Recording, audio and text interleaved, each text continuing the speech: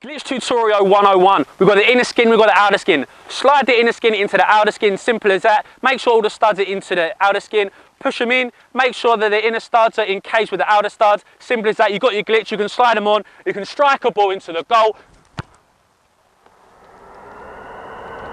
Simple as that, fellas.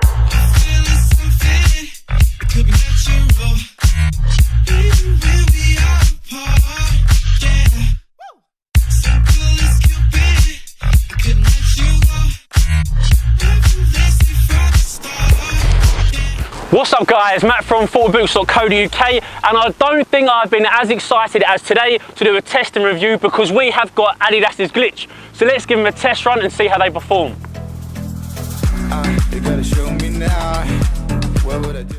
So what do we actually have here today? Well, when you buy the glitch for the first time, you have to buy the starter pack. It's £250, but what you get for that is 2 outer skins and an inner skin. The inner skin is here and you can see it's made of that neoprene material with 4-way stretch technology, which we'll come to in a little bit. And obviously you have the 2 outer skins.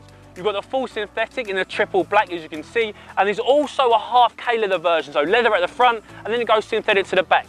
So that's what you get with the starter pack. So you actually get 2 boots in essentially. So you do have to have £250 to start out with, but you do essentially, like I said, get 2 pairs of boots, which is a great thing for £250. So it's about £125 per boot, which is actually good value for money. So what types of players are best suited to the glitch? Well, in my opinion, they're very similar to the X16 Pure Chaos, and with that being said, they're probably best suited to fullbacks, wingers and forwards.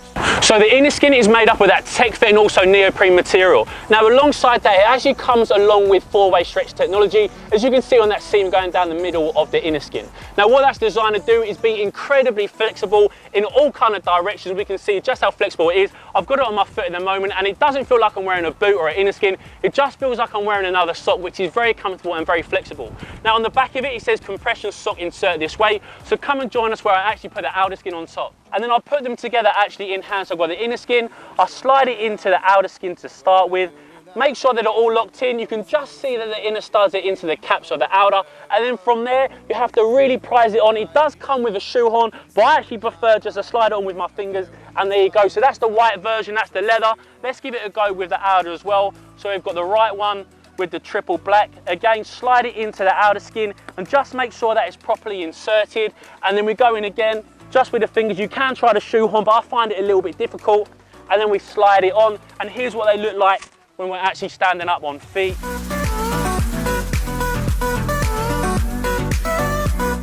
So there's no doubt I love the look of each boot. The triple black, triple white look exceptional. But which upper gets my vote as the best?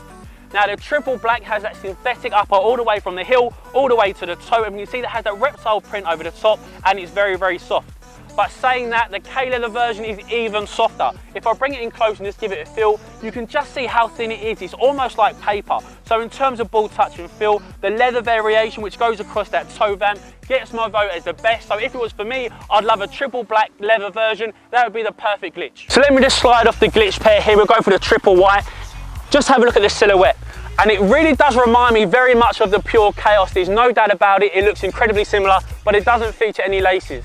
Now alongside it doesn't feature any laces, it has that low cut silhouette. We can just see here that internal collar, that inner skin. If I can just slide it out, this is the low cut version. Now you can also get a mid cut version. I'll definitely personally go for the low cut. It just feels a little bit nicer around the ankle. The mid cut one, which is a little bit high, which kind of raises to about there. Not as high as Nike's Dynamic Fit, just a little bit lower, but it doesn't actually hug around the ankle as much as I'd like. It's not that tight. So in my personal opinion, I'd go for the low cut, but if you do like Nike's Dynamic Fit, you like it that high, then you can also get the mid cut version. So let's talk about the sole plate and chassis, and we're going to break it down into 2 parts. Now first of all, let's have a look at the outer skin. You can see that the actual outsole reminds me a lot of the X15. It has that skeleton kind of like cage, which has those FG studs around it. We can see that the sole plate, you can actually see through those little gaps. Very, very flexible. Trust me, it is like paper, but the iridescent finish is so beautiful. Now where you get all the stiffness, stability and also the structure is from the inner skin. Very unusual for a football boot to have. The sole plate itself, the chassis, is inside the boot. You can see here that this is where the stiffness comes from. Incredibly flexible on that front area across the toes, but across the midfoot and also the heel, incredibly stiff, and this is where you get the responsiveness. So look just how nice this sole plate is. I love this iridescent effect. And obviously we've got the FG sole plate, so those teardrop shaped studs. But what Adidas have also offered is the SG variation. It's almost a little bit of a mix because you do get some of these teardrop shaped FG studs, but also some SG studs as well. So at the moment in England, it's definitely best to go for the SG pair, or if you're playing on 3G pitches or firm ground, then go for this pair that we have here. So we've spoken about certain features of the Glitch, but what are the overall technologies? Now interestingly, there's only a very small amount of NSG on the Glitch. On the triple black version, we can just see it in between those reptile-like scales, and also on the triple white version, it has a little bit of NSG where those stripes of synthetic are. A little bit disappointing that it doesn't feature NSG across the upper, because it could do with a little bit more grip. The triple black is a little bit grippy, but the leather version doesn't feature any real grip. It's a little bit of a shame for me. Now putting aside the outer skins and just looking at the inner skin, and this is where most of the technology is. It has that chassis, it also has those small, very shallow studs, which interlock with the outer skin, which is the most important part of the Glitch. Has that full-way stretch technology and is made up of tech fit. So overall, that's the technologies. It's not the most technology-rich boot on the market, but those interlocking studs for the inner skin to the outer skin really are the biggest selling point for me. So I've spoken about how the Glitch uppers feel in hand, but how do they actually feel on feet when we do some kind of ball movement? Well, I'll just do some keepy uppies, and they really do feel very thin. The synthetic version, which is the triple black, has a very thin feeling, quite grippy as well, something that the leather version doesn't have. That's not so grippy, but it's definitely thinner and more flexible. So for me, I think that the triple white version with that leather toe box is just a little bit more premium made and also feeling than the triple black version. But saying that, the triple black has a little bit more grip. So it's really up to you. Do you want more grip from the triple black synthetic, or a little bit more thinner and also more plush feeling from the white K-leather? Okay, so Tom's on the camera and he's just following me as I do a couple of steps. Now I've worn the Pure Control, I've worn the Pure Cast, and I've also worn the Pure Agility. Now one thing is that you do get a little bit of heel slippage, most notably from the Pure Control, but you don't actually feature any heel slippage on the Glitch, which is the best thing for me. I thought that you might get a little bit of heel slippage because it does have two parts, but you don't get any heel slippage at all, and the lockdown and responsiveness is very high. So if I was given the choice out of all four pairs by Adidas, I'd definitely go for the Glitch. So let's talk about the fit and sizing a little bit. And sorry Blake, the Glitch boots aren't going to be for you. And the reason for that is that they're much more suited to players like myself with normal to narrow feet. So if you do have excessively wide feet, I'd personally suggest going away from the Glitch because they do fit very snug, and going for the Pure Control maybe. Now alongside the fit and talking about the sizing, my personal opinion would be going true to size. I'm a UK 10.5, that's what I went for, and they fit me perfectly. If you do live in London, then definitely go ahead to the Adidas fitting session for the Glitch to make sure you get that perfect fit. But if you get them shipped out to you, then my personal opinion would be going true to size. So let's talk about one of the most important features of any football boot, as I always say, and that's the performance.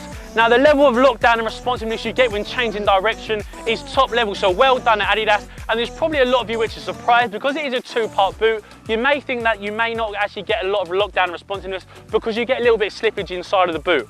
But how do they actually feel when striking the ball? And I've got a ball at my feet, so let's take a touch out and see how it actually feels. You do get a very nice high level of plush feeling because it has that inner sock which is a little bit spongy and springy, so when you strike you get that nice purchase, but the outer skin is very thin, so you get that barefoot feeling, so you can actually feel the ball when you strike it. So I've got all the parts of the Glitch in front of me. I've got the two outers and the inners.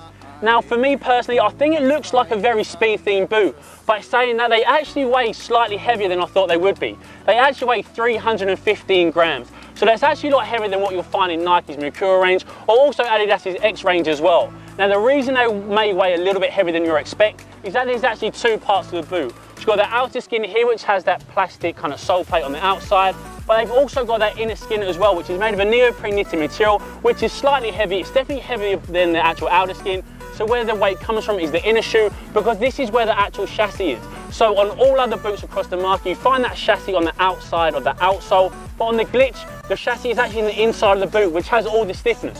So there's no doubt these Adidas Glitch boots are really that sick. I love them myself, but the biggest shame for me is that you won't see Adidas's biggest, best players wearing them.